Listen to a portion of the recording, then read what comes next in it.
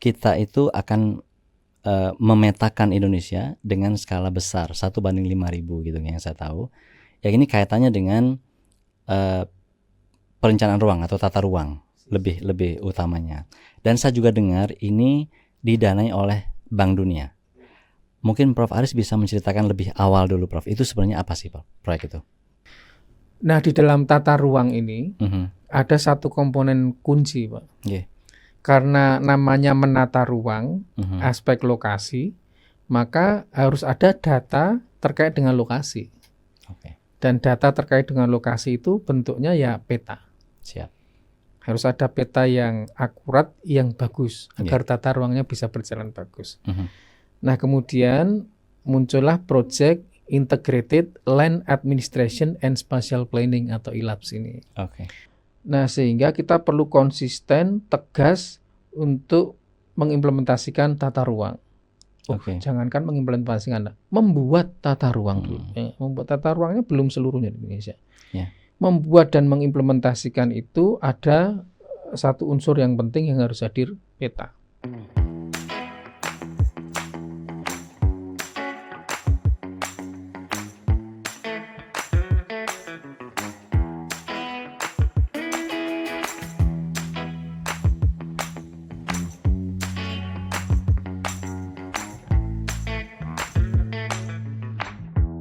Selamat datang kembali di lokasi laporan opini kajian analisis spasial Indonesia. Hari ini kita akan bicara soal yang menarik. Kita kedatangan tamu Kepala Badan Informasi Geospasial Republik Indonesia, Profesor Aris Marfai. Prof Aris, selamat datang kembali di lokasi. Terima kasih, Pak Andi. Prof, belakangan ini saya mendengar kita itu akan memetakan Indonesia dengan skala besar 1:5.000 gitu yang saya tahu. Ya ini kaitannya dengan perencanaan ruang atau tata ruang lebih utamanya. Dan saya juga dengar ini didanai oleh Bank Dunia. Betul. Mungkin Prof Aris bisa menceritakan lebih awal dulu, Prof. Itu sebenarnya apa sih, Prof, proyek itu? Jadi begini, perencanaan pembangunan yang kita laksanakan, itu akan selalu salah satunya bertumpu pada rencana tata ruang dan rencana detail tata ruang. Karena rencana tata ruang itulah yang sebetulnya akan mengatur aspek ekonomis, aspek ekologis, aspek inklusivitas, aspek keberlanjutan dari seluruh proses pembangunan itu. Sekarang kita melihat misalnya kejadian kebencanaan yang sering banyak terjadi karena bukan hanya karena adanya salah pengelolaan fungsi lahan atau misalnya kesalahan penataan ruang atau perubahan alih fungsi lahan yang itu sebetulnya salah satu kunci pentingnya adalah harus ada rencana tata ruang yang menjadi panglima terhadap pembangunan. Harus diatur di situ. Kita butuh rumah banyak dengan program perumahan. Iya, tapi harus sesuai tata ruang.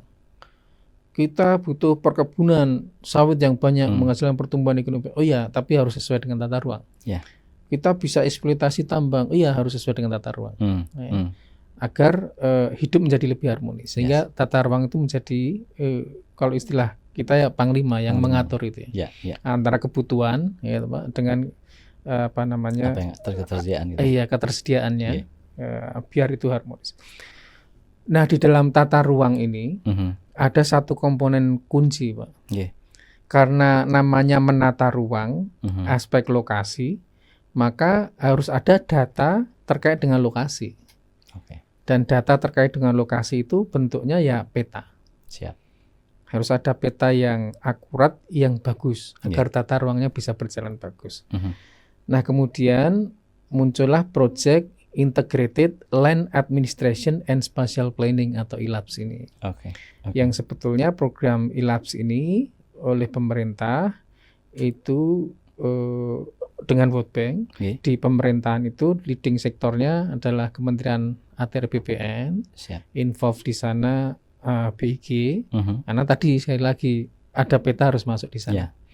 kemudian juga beberapa kementerian yang lain, misalnya kehutanan, misalnya transmigrasi, misalnya Kementerian Dalam Negeri. Karena itulah aspek-aspek yang tercakup dalam tata ruang. Nah, program ILAS ini memang salah satu komponen besarnya, ada beberapa komponen besar. Salah satu komponen besarnya adalah harus tersedia data peta sebagai backbone penting, sebagai kanvas dari tata ruang itu. Kalau tanpa ini, kamu ngomong apa aja tetap mesti akan geseh, mesti akan berbeda. Sehingga mau tidak mau pemetaan harus hadir di situ. Nah, sementara kalau programnya pemetaan saja untuk apa juga nggak akan menjual ini, nggak ada value-nya ya, nggak ada value-nya. Sehingga kita akan membuat integrated land administration dan spatial planning, kita butuh tata ruang. Nah, kita ambil momentum itu, Pak Andi. Kita ambil momentum itu agar bisa memetakan seluruh Indonesia. Nah, Indonesia ini karena luas sekali ya, 1,9 juta kilometer persegi daratan saja. Daratan saja. Kalau dipetakan skala 5.000 yang detail itu, yang jalan kelihatan, selokan kelihatan, kemudian ya 1 meter kali 1 meter aja bisa harus dipetakan, itu berarti luar biasa, effortnya luar biasa. Nah, sehingga menurut saya ILAPS ini akan menjadi bagian komponen penting. Satu lagi yang ingin saya sampaikan, Pak, karena tata ruang ini menjadi penting dan untuk yang detail itu kita ada rencana detail tata ruang, ya memang pemerintah mentargetkan ada 2.000 RDTR di Indonesia. Nah, ini kalau petanya nggak akan jalan. Selama ini memang kadang-kala menyusun RDTR itu porsi yang paling besar itu membuat peta. Kalau setiap RDTR harus membuat peta, setiap RDRT membuat peta, itu petanya harus juga mendapatkan approval dari BIG. Ini daerah sudah buat peta, ini daerah sudah harus seamless juga, sulit juga kita menjahitnya. Nah, ini satu kanvas kita sapu bersih, sehingga nanti menyusun RDTR itu atau tata ruang tadi bisa efisiensi, karena tidak perlu lagi mereka harus membuat peta dan kita mempunyai peta yang seamless. Keuntungannya itu bisa ditarik kemana-mana ini peta, tidak hanya untuk RDTR, untuk misalnya analisis infrastruktur, untuk analisis mitigasi kebencanaan, untuk analisis tumpang tindih, dan lain sebagainya. Jadi akan sangat penting sekali. Saya suka sekali tadi Prof. Aris bercerita dari awal tentang pembangunan, gitu ya. Kemudian ruang, apapun yang kita lakukan itu sesuai dengan peruntukan ruang yang baik. Nah, agar kita bisa menata dengan baik, petanya yang menunjukkan lokasi itu perlu baik dan benar. Ada informasi yang berbasis ruang. Betul, itu kan informasi itu tadi, sehingga peta adalah menjadi kunci. Prof, kalau saya agak ini sedikit ya, kita memang perlu bantuan dari World Bank untuk itu ya. Satu pertimbangan sebetulnya investasi pemetaan ini kan investasi yang besar, tapi kadang tidak terlihat seksi, Pak. Sehingga kadangkala juga kita perlu meyakinkan stakeholders dan banyak pihak memang begitulah pemetaan itu investasinya besar. Tapi hasilnya kan bukan, misalnya kalau investasi fisik itu kelihatan jalan jembatan, gedung itu kelihatan. Ini peta di dalam website atau hanya di dalam komputer atau di dalam komputer center gitu. Tapi value-nya kan besar sebetulnya yang besar. Nah, mengapa kita dengan support dari World Bank? Yang pertama, jelas dari World Bank juga melihat ada komitmen baik dari Indonesia bahwa penyedia, sebetulnya proyeknya kan Integrated Land Administration Spatial Planning, bahwa spatial planning itu sebagai aspek penting dalam penataan pembangunan untuk mitigasi bencana, untuk kemudian juga adaptasi terhadap perubahan iklim. Tapi mau tidak mau karena di situ harus ada peta sebagai bagiannya, maka peta menjadi bagian penting. Nah, disitulah kita melihat perspektif dari World Bank bahwa ini menjadi sangat penting. Yang kedua, memang kalau kita lihat proyek pemetaan yang sebesar ini, Pak Andi, itu mungkin belum pernah eksis sebelumnya di dunia untuk peta dasar seluas ini. Ya mungkin ada hanya beberapa, tapi nggak seluas 1,9 juta kilometer persegi yang challenge-nya luar biasa. Misalnya begini Pak, kita itu mempunyai beberapa daerah yang hampir 24 jam 7 hari tertutup awan. Kalau kita mengandalkan citra satelit sensor pasif, itu awan nggak akan hilang. Jadi kita harus memutar otak, harus ada teknologi sensor aktif misalnya dengan IFSAR, dengan LIDAR yang harus mengambil perekaman di tempat yang sulit, berbukit, bergunung di Papua. Itulah menjadi mahal. Yang kadang-kala, aduh, kenapa harus dipetakan? Lah, kalau RDTR mau dibuat, harus dipetakan.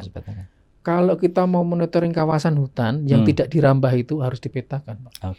Kalau kita mau melihat untuk potensi mineral, tambang, apapun, atau terkait sosial masyarakat, hak adat misalnya, ulayat, ya harus dipetakan. Ya harus secara detail.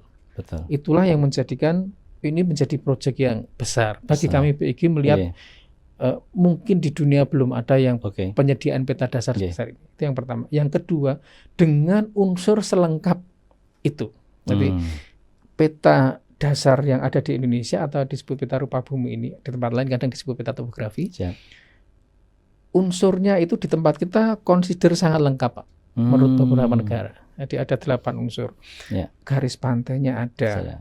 Hipsografinya ada batimetri, ada kontur, kemudian ada infrastruktur dan utilitas, ada hidrografinya, ada sungai, ada danau, ada bangunannya, ada namanya, toponimi, segala macam. Kemudian ada batas wilayahnya, kemudian ada jaring-jaring jalan. Itu lengkap sekali, Pak.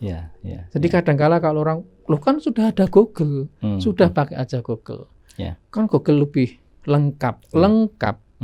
Lengkap maknanya yang dikatakan lengkap itu bagi mereka informatif karena warung ada, toko ada. Tapi itu tidak lengkap kalau menurut Undang-Undang 4 2011 karena nggak ada 8 unsur yang kita sepakati. Kalau di challenge ada nggak batas administrasinya? Nggak. Bisa nggak garis pantainya sebagai batasan rujukan official? Nggak bisa. Namanya official enggak Pak. Pantai Jerman, pantai apa macam-macam di Tablik Andi itu ya. Bukit apa, nama-nama itu yang enggak official. Yang di Google itu. Exactly. Itu adanya di peta rupa bumi Indonesia yang lengkap. Saya kira ini penting untuk menceritakan juga yang kita lihat di Google, katakan dengan segala hormat kita pada Google ya, kita memang harus juga akui. Tapi memang ternyata tidak semua hal yang kita perlukan pada di situ. Dan itulah satu alasan datangnya. Memang Google menjawab banyak kebutuhan kita secara pragmatis, tapi tidak pada kebutuhan yang terkait dengan pengambilan keputusan.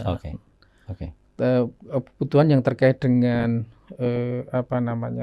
fairness atau keperpihakan pada rakyat misalnya. Itu nggak bisa dilihat dari sini. Sehingga kemudian kita memerlukan dukungan karena besar sekali. Ini tadi menarik nih apa yang Prof. Faris sampaikan. Negara kita kan besar banget nih. Kalau saya sering tuh kalau di presentasi itu Prof membandingkan Indonesia dengan Eropa misalnya. Itu kan habis oleh Indonesia tuh, ketutup Eropa itu. Dari London sampai Irak. Ya betul gitu saya kan. Atau dari Irlandia sampai Kazakhstan. Kalau dibandingkan Amerika itu dari California sampai New York jauh tuh kita lebih lebar gitu contohnya. Plus juga memang kita kepulauan yang ada air dan daratannya berarti challenge-nya lebih tinggi lagi. Itu saya kira tadi satu alasannya. Nah, karena kita kan ini Prof, apapun yang kita lakukan di negara ini itu harus bermakna dan bermanfaat bagi masyarakat. Project ini kalau kita tanya secara spesifik bagi masyarakat itu maknanya apa nanti Prof? Dampaknya apa dia? Pak Andi, kalau kita melihat satu kasus misalnya, mengapa kejadian kebencanaan itu sering terjadi? Hujan baru 1 hari banjir, limpasan permukaannya cepat sekali, atau hujan 1 hari longsor kemudian korban jiwanya banyak. Ada satu aspek di situ yang penting adalah penataan ruang. Balik lagi penataan ruang. Nah, sehingga kita perlu konsisten, tegas untuk mengimplementasikan tata ruang. Jangankan mengimplementasikan, membuat tata ruang dulu. Membuat tata ruangnya belum seluruhnya di Indonesia. Membuat dan mengimplementasikan itu ada satu unsur yang penting yang harus hadir, peta. Nah, sehingga peta ini sebagai alat untuk melakukan perencanaan, namun juga sebagai alat untuk mengambil keputusan. Oke.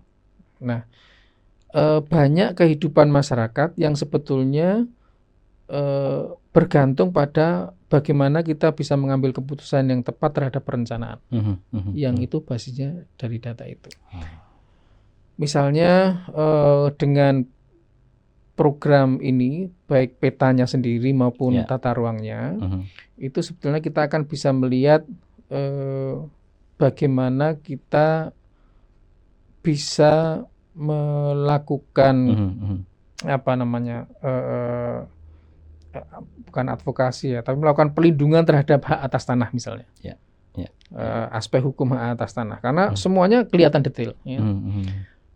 Dari situ bagaimana kita juga melakukan efisiensi terhadap penggunaan data. In some extent itu sebetulnya sangat dibutuhkan oleh masyarakat. Betul. Artinya kalau kita lihat berbagai persoalan sehari-hari yang terjadi selama ini yang melanda masyarakat, itu salah satu, kalau kita bilang ya, salah satu penyebabnya adalah ketidakakuratan atau ketidaktersediaan data peta yang yang memadai gitu ya.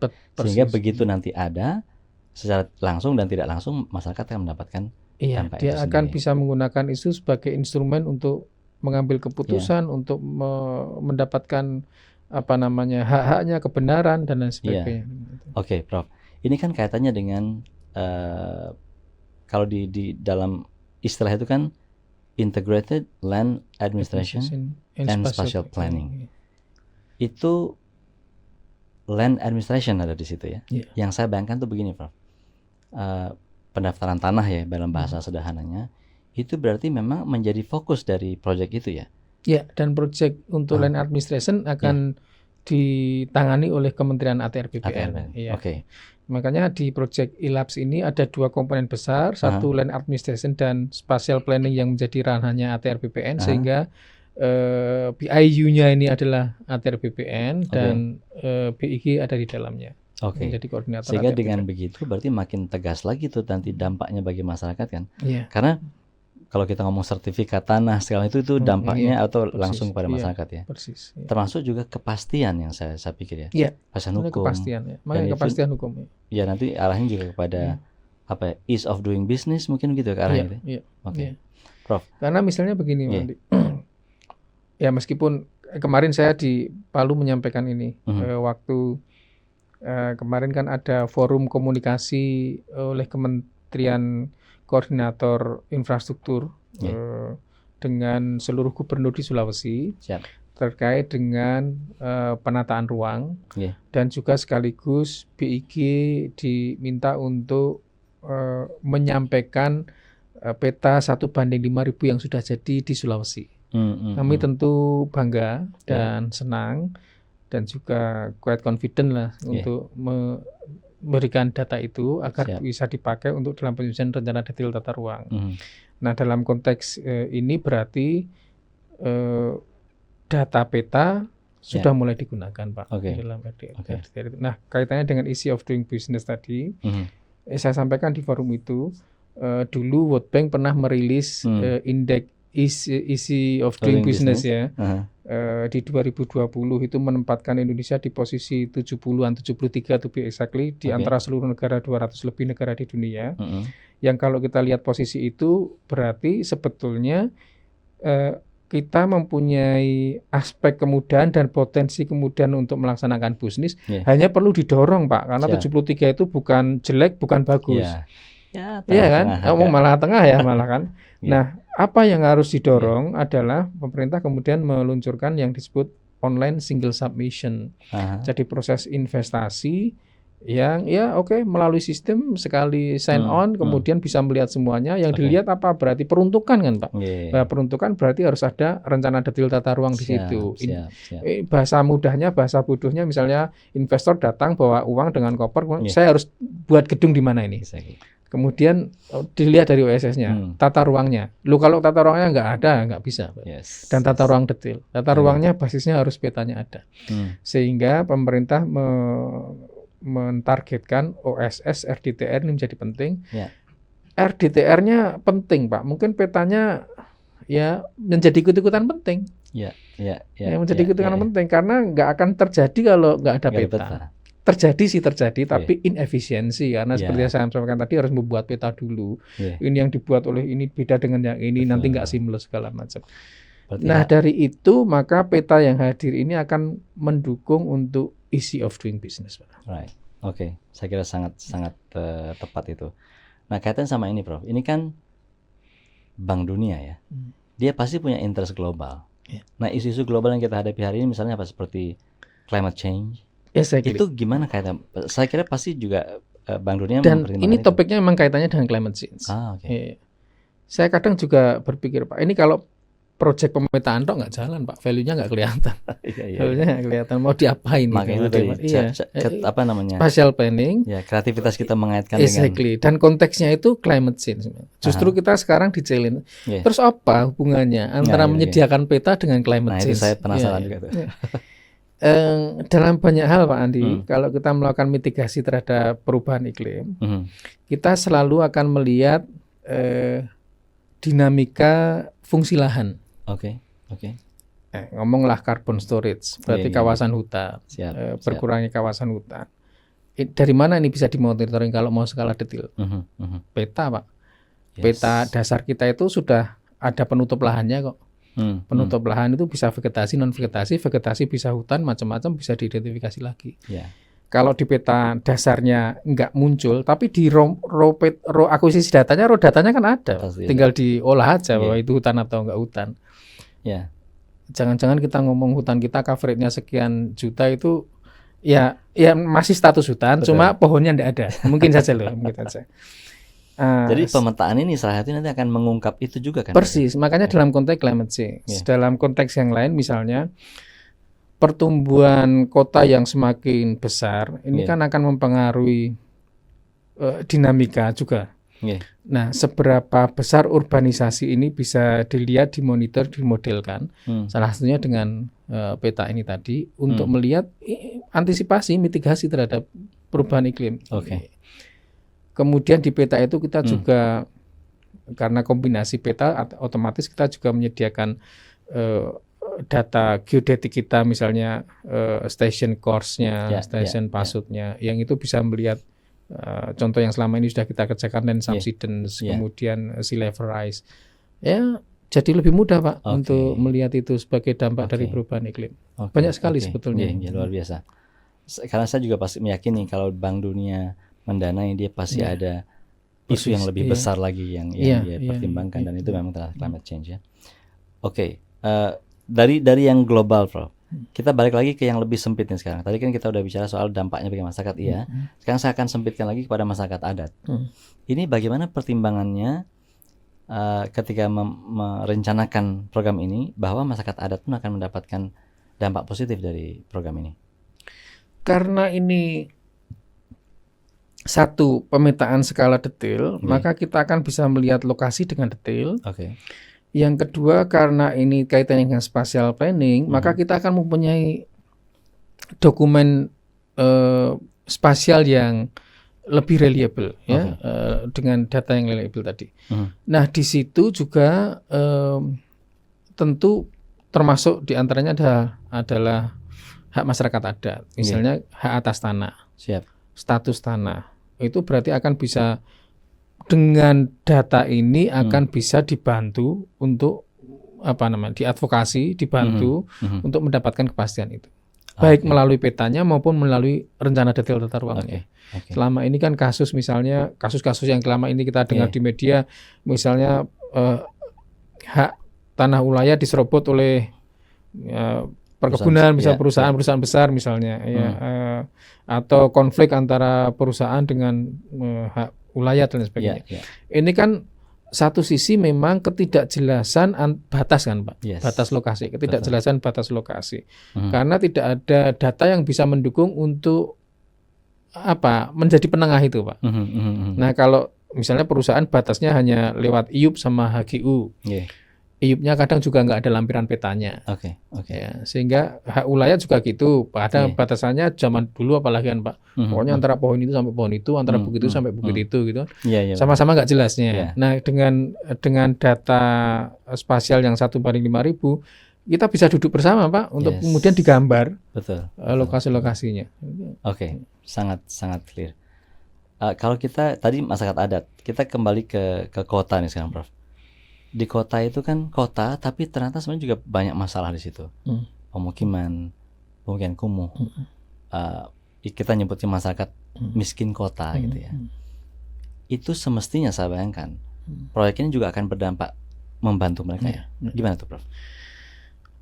Pemerintah mempunyai banyak program untuk membantu masyarakat kelas menengah ke bawah melalui intervensi, misalnya intervensi gizi, intervensi sanitasi, intervensi bantuan sekolah, intervensi keluarga miskin, kemudian intervensi bahan pokok, intervensi pupuk, macam-macam itu.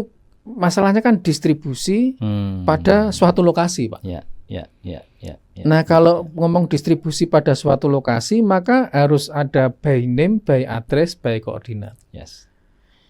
Saya misalnya akan menyampaikan di daerah saya, misalnya saya pimpinan di daerah, saya butuh 50 paket untuk akan saya bagikan. Ditanya nih sama yang mau ngasih, 50 kamu bagi ke siapa? Di mana? Kan efisiensinya tinggi. Nah, sekarang kita punya data spasial yang jelas, itu tinggal diintegrasikan dengan data statistiknya, selesai. Diintegrasikan dengan data KK-nya, selesai. Jadi nggak ada inefisiensi. Demikian pula dengan pupuk, Pak Andi. Ini petani saya punya 1 hektar. Dia juga 1 hektar. Loh, yang dihitung 1 hektar itu luasan yang sama, lokasi yang sama, Pak. Dihitung 2 kali, misalnya gitu. Iya. Berarti kan pupuknya hanya satu paket, bukan 2 paket. Padahal selama ini mintanya 2 paket, misalnya. Inefisiensi. Nah, sekarang kalau sudah ketahuan semua, Pak, sawahnya ketahuan, luasannya ketahuan, masyarakat miskin kota juga sama, Pak. Intervensi sanitasi itu mesti basis lokasi. Tinggal kita integrasikan data BPS dengan data spasialnya. Karena skala detail. Tapi kalau ini bermain di 50.000 enggak kelihatan, 25.000 enggak kelihatan, harus skala 5.000. Intinya itu kalau pakai bahasa anekdotal ya, Prof. Orang boleh aja ngaku-ngaku, tapi lokasi itu nggak akan bohong kan? Nggak bisa. Gitu ya kira-kira? Nggak bisa, iya. Jadi pentingnya lokasi. Bapak KTP-nya RT 2, RT 1. Bisa, Pak, semuanya ngarang itu. Nggak ada. Kalau lokasinya, sawah ternyata. Ya, karena bukan rumah. Iya. Jadi the power of maps, the power of location. Ya, itu yang belum di tempat kita, belum optimal. Mari kita berjuang. Jadi artinya nanti ujung atau paling tidak produk dari program ini adalah peta skala yang sangat detail itu tadi, yang dapat dimanfaatkan untuk banyak kebutuhan. Sebetulnya kami tidak akan berhenti pada produk yang kita sampaikan, misalnya ini dipakai untuk RDTR, bukan. Ini harus punya value lebih, Pak. Bagaimana kita bisa menarasikan data, membuat data ini bicara. Itu yang lebih penting sebetulnya. Data spasialnya ini. Siap. Sehingga investasi yang begitu besar itu sayang kalau hanya untuk satu kepentingan. Satu kepentingan. Prof, ini terakhir, Prof, tapi agak beda nih saya arahnya. Ini kan proyek besar sekali. Kita dari tadi juga di sesi sebelumnya kita pernah bicara soal industri misalnya. Sejauh mana proyek yang sangat besar ini nanti itu juga mendorong atau memberi kesempatan kepada industri di dalam negeri untuk bisa berkontribusi sehingga menjadi harapan positif juga bagi mereka. Saya melihatnya 2 hal, Pak Andi. Satu, di proses penyediaan data yang membutuhkan akuisisi dan proses itu. Tentu memang kita tidak bisa menafikan bahwa kita perlu teknologi-teknologi yang advance and teknologi semata-mata untuk efisiensi, untuk akurasi dan lain sebagainya. Sehingga tadi saya sampaikan mungkin LIDAR, INVSAR itu menjadi kebutuhan. Tapi bahwa tidak hanya itu saja, di situ ada komponen banyak yang pemain lokalnya bisa bermain banyak. Misalnya untuk kasus pemetaan di urban area kita sudah bisa, banyak yang bisa. Involvement di sana ada. Local knowledge-nya kita paham, jadi processing-nya mesti butuh kita. Sekali lagi karena ini project-nya World Bank, mungkin juga international companies akan banyak interest, tapi bahwa mereka tidak akan bisa sendirian, mesti harus ada lokalnya. Satu. Yang kedua, setelah ini nanti jadi, ada 2 cabang. Satu, maintenance data ini, yaitu untuk updating, beberapa daerah perlu diupdate, itu kan skala-skala yang lebih kecil. Oke lah, kita pemain lokal nggak akan bisa bidding di awal karena itu nilainya besar. Kapasitasnya nggak ada. Tapi yang besok untuk maintenance itu kan yang kecil-kecil, Pak. Updating itu. Itu mesti butuh pemain lokal yang banyak. Yang kedua, memanfaatkan ini di hilir itu butuh pemain lokal. Justru itulah sekarang yang akan kita push agar ayo ini ada data, mari ini dinarasikan biar itu menjadi value yang luar biasa. Akhir dulu session yang ini, teman-teman sekalian, kita tadi bicara soal Integrated Land Administration and Spatial Planning, dan Prof. Aris sudah menyampaikan sangat baik tadi bagaimana itu dilakukan dan apa dampaknya bagi negeri kita. Sampai jumpa lagi di lokasi.